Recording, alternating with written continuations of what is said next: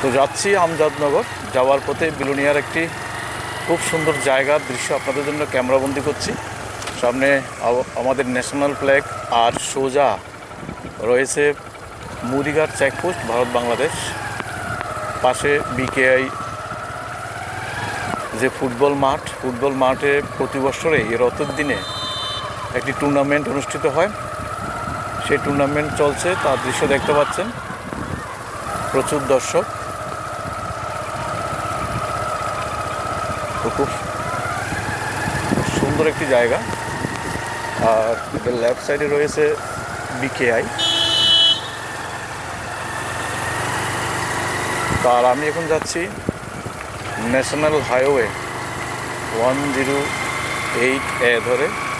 আমার রাইট সাইডে রয়েছে বিলোনিয়া গার্লস এইচএস স্কুল, আর সামনে দেখছেন জনজাতি ছাত্রীনিবাস girls hostel, Belonia girls HS স্কুলের হোস্টেল। আর আমি আছি এখন বিলোনিয়া কালীনগর, ভারত বাংলাদেশ সীমান্তবর্তী, বাংলাদেশের ফেনী জেলার পরশুরাম উপজেলার। নিয়ে যাচ্ছি আপনাদের এই রথযাত্রার দিনে বিলোনিয়ার আমজাদনগর। দর্শক, এই রোডটার অনেকবার আমার ভিডিওতে আপনাদের দেখিয়েছি। পাশে যে দৃশ্য দেখছেন ফেন্সিং, তার কাটায়ের অপর পাশে বাংলাদেশ পরশুরাম ফেনী জেলার। আর পাশ দিয়ে 108A ন্যাশনাল হাইওয়ে দেখছেন। খুব সুন্দর একটা রোড রয়েছে আমাদের বিলোনিয়াতে। আর পাশে বাংলাদেশের দৃশ্য, বাড়িঘর, কৃষকরা কাজ করছেন, সব দৃশ্য কিন্তু ক্লিয়ার দেখা যাচ্ছে এখান থেকে। সাইডে একটা রোড দেখতে পাচ্ছেন, এই রোড ধরে আমি নিয়ে যাব আপনাদের আমজাদনগর। আর আমার লেফট সাইডে দেখতে পাচ্ছেন খুব সুন্দর একটি লোকনাথ মন্দির, লোকনাথ সেবাশ্রম সোসাইটি, সারাসীমা, বিলোনিয়া, দক্ষিণ ত্রিপুরা। দর্শক, আমজাদনগর এসে গেলাম। সামনে দেখতে পাচ্ছেন একটা মসজিদ রয়েছে খুব সুন্দর, আর এই পাশে একটি তাকিয়া রয়েছে। আর সামনেই সে রথযাত্রা।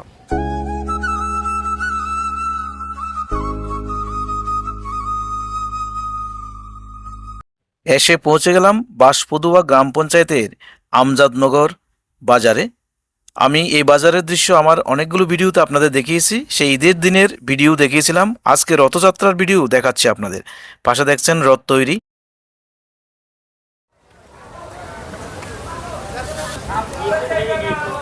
সেই ঈদের দৃশ্য দেখিয়েছিলাম এই গ্রামে। আজকে রথযাত্রার দৃশ্য দেখাচ্ছি, যে সম্প্রীতির মেলবন্ধন এই গ্রাম ঘিরে। বিলোনিয়ার একেবারে সীমান্তবর্তী, বাংলাদেশের ফেনী ডিস্ট্রিক্টের পরশুরাম উপজেলার সীমান্তবর্তী গ্রাম। তো দেখছেন মায়েরা, বাবারা সবাই উপস্থিত হয়েছেন এখানে। এই দৃশ্য দেখিয়েছিলাম এই গ্রামে বিভিন্ন মসজিদে।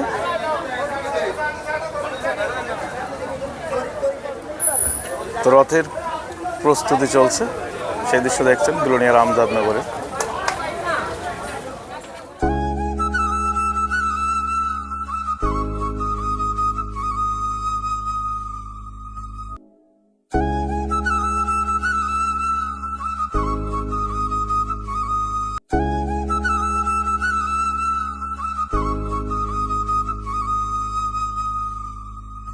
দর্শক, এই সে আমজাদনগর, সম্প্রীতির মেলবন্ধন। দেখুন দৃশ্যটা যদি দেখায় আপনাদের। আর এই প্রথমবারের মতো রথযাত্রা হচ্ছে আমজাদনগর সবজি বাজারের দৃশ্য আপনাদের দেখাচ্ছি এখন। রথের প্রস্তুতি হতে দেরি হচ্ছে, তাই বাজারে দুজন সিনিয়রকে পেয়েছি, ওনাদের সঙ্গে একটু আলাপচারিতা করে নিচ্ছি, আপনাদের শোনাচ্ছি ওনাদের অভিজ্ঞতা। তো দর্শক, আমি এখন আমজাদনগর বাজারে আছি। ঠিক আমার ওইদিকে যে রথের প্রস্তুতি চলছে রথযাত্রার, আর বাজার ছেড়ে আমার সঙ্গে দুজন এখানকার প্রবীণ, আমজাদনগরে প্রবীণ আছেন এখানে আমার সঙ্গে, দুজন বয়স্ক। আপনার নামটা যদি বলেন। হাফেজ আহমদ, 80 বছর বয়স। নমস্কার আপনাকে। আর আপনার নামটা যদি বলেন। চাচা, হ্যাঁ, জুলকু মিয়া। আপনার বয়স? 87 বছর বয়স। তো ওনাদের বয়স শুনে নিশ্চয়ই বুঝতে পারছেন যে ওনারা অনেক ইতিহাস জানেন এখানকার। তো আপনি 1971-এর বাংলাদেশ স্বাধীনতার সময় দেখছেন আপনি যুদ্ধ? হ্যাঁ, মানে কেমন পরিবেশ ছিল তখন? পরিবেশ আর কি আসিল যে উপরে বোমরা ডালের আমরা গত করে আসিলাম। প্লেন দেখছেন? প্লেন দেখছি, যুদ্ধ দেখছি। আচ্ছা, বাংকারে আছিলেন? বেঙ্গালুরু আসিলাম। এদিকে কি শরণার্থী আসলো বাংলাদেশ থেকে? হ্যাঁ শরণার্থী আসিল, আরো জনক গেছিল তারা। আরো অনেক আছে, হাজার হাজার মানুষ। হ্যাঁ আপনি বাংলাদেশের স্বাধীনতা দেখছেন? দেখছি মানে কি দেখছেন পরিবেশ যদি একটু বলেন। বাংলাদেশ তো হয়েছে তখন তো আমরা বাড়ি ছাড়ি দিয়ে গেছি সোনাঝুরি যাই আছে আপনার বয়স কত আসছিল তখন?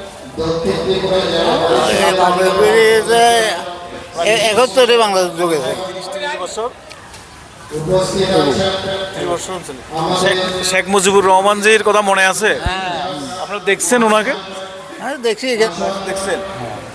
আর কি মনে আছে ওই যুদ্ধের কথা বলেন। যুদ্ধ তো গোলাগুলি হয়েছে, মানুষ বাড়িকে ছাড়ি দিয়ে এদিকে শরণার্থী মাছেরা গাঠি যাই আসিল, আর বাড়িতে ঘরও আসিল।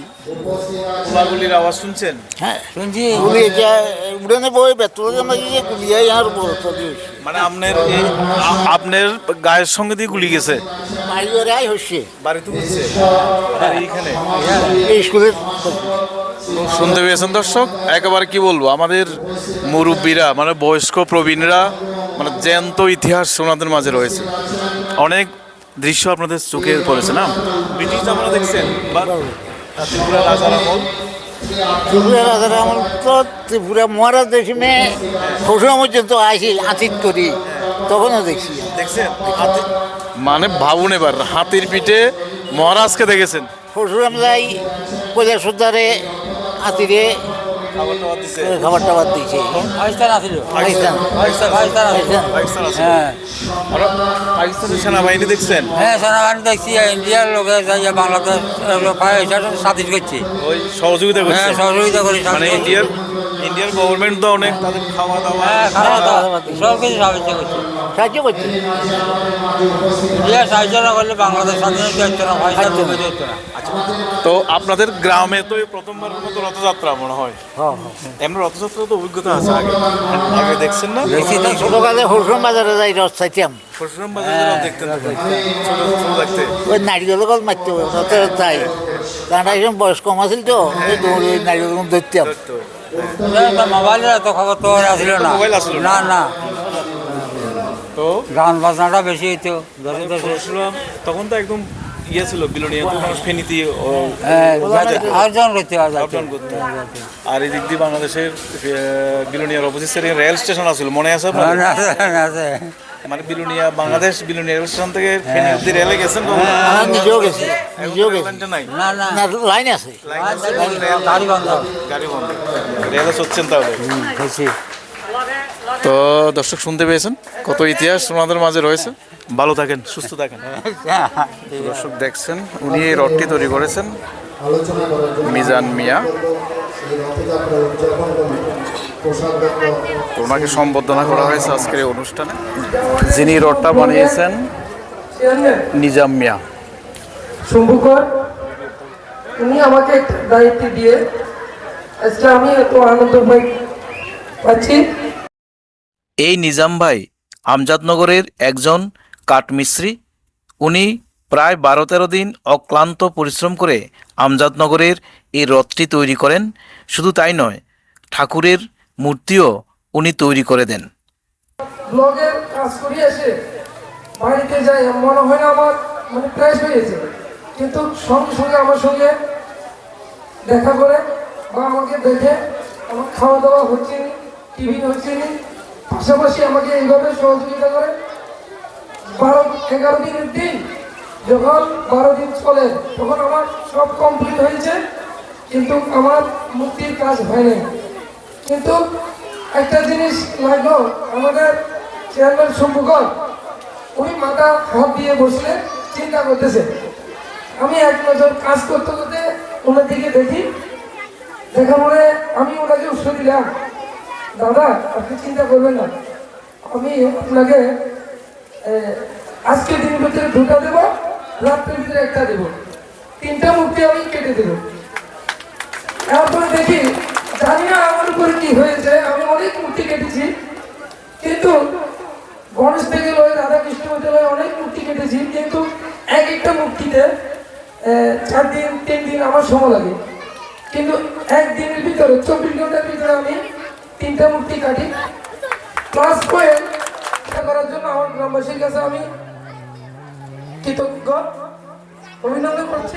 সবাই অংশগ্রহণ করবেন। রথ আমাদের আজকের প্রস্তুত, এই ঐতিহাসিক রথের টান পড়ার সময় হয়ে গেছে। দেখতে পাচ্ছেন ভক্তরা চতুর্দিকে দাঁড়িয়ে আছেন। জগন্নাথ ঠাকুরের মূর্তি রথে তোলা হচ্ছে।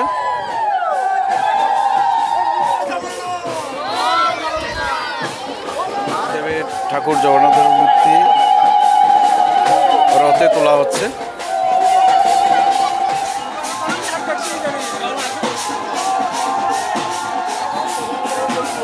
আমাদের রথ কিছুক্ষণের মধ্যে সামনের দিকে এগিয়ে যাবে।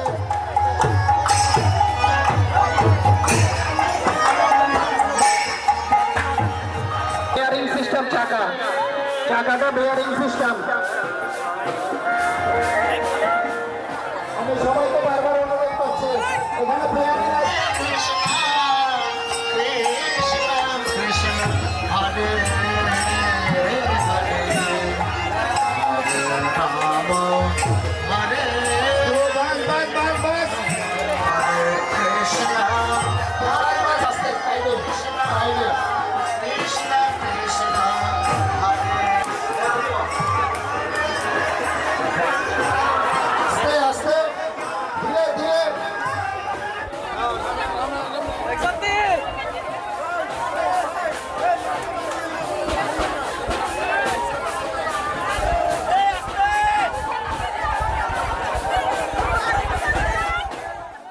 আজকের ভিডিও এই পর্যন্ত। সবাইকে অসংখ্য ধন্যবাদ এতক্ষণ পাশে থাকার জন্য। সবাই ভালো থাকুন, সুস্থ থাকুন।